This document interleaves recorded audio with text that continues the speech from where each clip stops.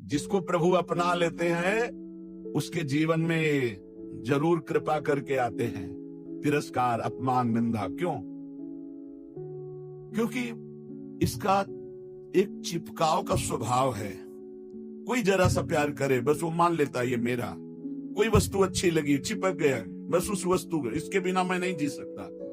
जो वस्तु, व्यक्ति, स्थान के प्रति ममता है, आसक्ति है, लगाव है, ये तिरस्कार, अपमान और निंदा के द्वारा दूर होता है। जब निंदा हुई, तिरस्कार हुआ, अपमान हुआ, जैसे बिल्वमंगल जी का तिरस्कार कर दिया, कट वचन बोले चिंतामणि ने, तो भगवान की तरफ कदम बढ़े। नहीं, जीव का जो मन है वो चिपकू स्वभाव का है। वो आसक्ति, वो ममता, वो राग कर लेता है। जरा सा बोल दे, जरा सा अनुकूल हो जाए तो वो उसी में राजी हो जाता है कि ये मेरा है। प्रभु ऐसा होने नहीं देते, बड़े कृपालु हैं, अपने जन को फंसने नहीं देते। इसलिए वहां से प्रतिकूलता दिलाते, तिरस्कार दिलाते, कटुवचन दिलाते, तो वो फिर चैतन्य होता है। अरे नहीं, इस जगत में कोई नहीं, हरि के सिवा मेरा कोई, फिर हरि की तरफ भागता है। तो कह रहे कि ऐसी भगवान की अहेतुकी कृपा है कि जब जीव को भगवान अपनाते हैं तो तिरस्कार, अपमान, निंदा देते हैं। घबराओ मत, उतना ही देंगे जितने में तुम परिपक्व हो जाओगे। तुम्हारा पतन नहीं हो सकता। तुम इतना दुखी नहीं हो सकते कि परमार्थ छूट जाए। ए भाई, जिनको मिल गया हो तो छोड़ना मत कि पड़ोसी ठीक नहीं है, व्यवस्था ठीक नहीं है, कोई सेवा करने वाला नहीं। एक सोच बनी रहती है उपासकों के अंदर। बहुत पहले की बात है और अभी वर्तमान में कुछ साधकों में हो सकती है। उसके निवारण के लिए हम प्रार्थना करते हैं। एक बार एक साधक ने कहा कि महाराज जी, आप हो तो हमारा जीवन आपके शासन से सही चल रहा है। कल जब आप नहीं होंगे तो आपका शासन नहीं होगा। आज उसका समाधान सबके लिए कह रहे हैं जिन साधकों के अंदर है। आप किसी मनुष्य की शरण में हो क्या? पहला हमारा प्रश्न है उन साधकों से जिनके हृदयों में ये बात है कि अगर सामने से ये शरीर चला जाएगा तो हमारी साधना बाधित हो जाएगी, हम एक असहाय, असमर्थ, अनाथ हो जाएंगे। तो हम ये पूछना चाहते हैं, आप पांच भौतिक शरीर के शरणागत हुए हैं क्या? तो उत्तर आएगा नहीं, क्योंकि कोई शरीर का शरणागत नहीं होता है। शरीर परिवर्तनशील, नाशवान, प्रतिपल नष्ट हो रहा है। आप किसकी शरणागत हो?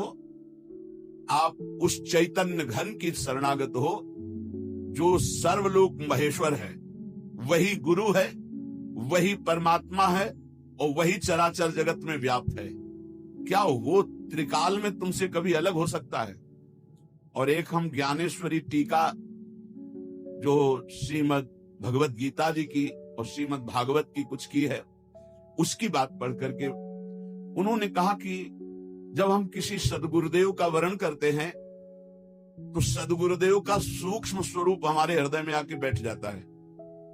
और जब तक हम जीवन मुक्त नहीं हो जाते तब तक गुरुदेव भी जीवन मुक्त नहीं होंगे। कौन से गुरुदेव? जो आपके दिमाग में बैठ गए, आपके अंदर बैठ गए। एक शरीर है और एक तत्व है, और तत्व सशरीर तुम्हारे अंदर समा गया है। आप देखो, महाराज जी ने बात कही थी, तो महाराज जी सामने दिमाग में है और उनकी बात सामने है। ये पूरे जीवन तुम्हारी रक्षा करेंगे। और भरण पोषण ना कुछ हमारा था, न है, न रहेगा। प्रभु हमारे हैं, प्रभु का सब कुछ है, प्रभु का सब कुछ था और वही सब कुछ करते रहेंगे। तुम निष्ठावान बनो, तुम अलग से भुवन रचना कर देंगे तुम्हारे लिए भगवान।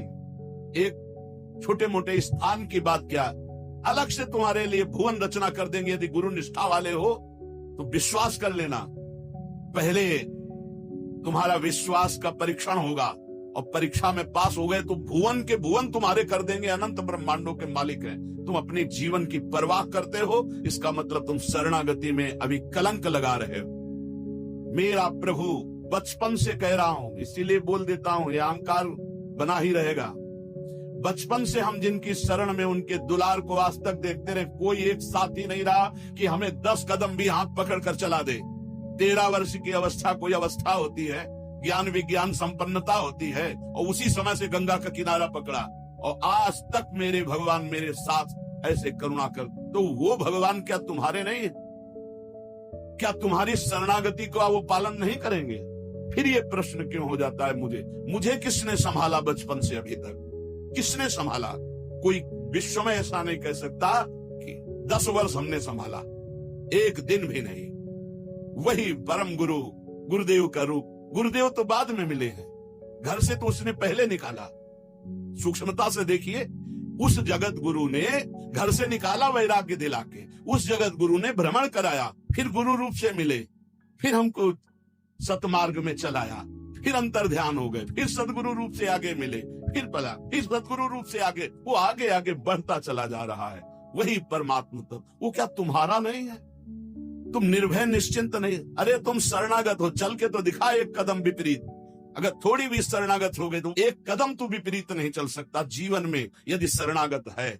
और जो शरणागत है तो माया माँ की तरह दुलार करती है, माँ की तरह। हमारी बात को समझ लेना, माया उनको विघ्न डालती है जो सूरवीर होकर के माया को जीतना चाहते हैं, और जो माया को माँ मानते हैं, माँ की तरह दुलार करती हो, भगवान को प्राप्त हो जाते हैं। माया कभी बाधा नहीं पहुंचाती। इसीलिए हरिदासों में कहीं भी माया का प्रभाव नहीं देखा जाता। वो तब होगा जब कीन हो इस कबहू अभिमाना, शोक हो वंचा कृपा निधाना।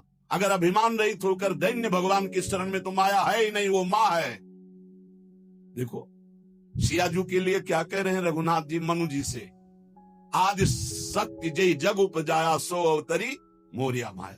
वही हमारी जननी है, वही हमारे सर्वस्व हैं। वो पालन पोषण करके भगवान से मिला देती, वो श्रृंगार करके भक्ति का भगवान से मिला देती। बाधा तब पहुंचती जब अहंकार होता है और माया पर विजय प्राप्त करने की बात होती, तब प्रश्न खड़ा हो जाता है। और जब भगवान के अधीन हो जाते हैं तो माया माँ की तरह दुलार करती हुई भगवत प्राप्ति करा देती है।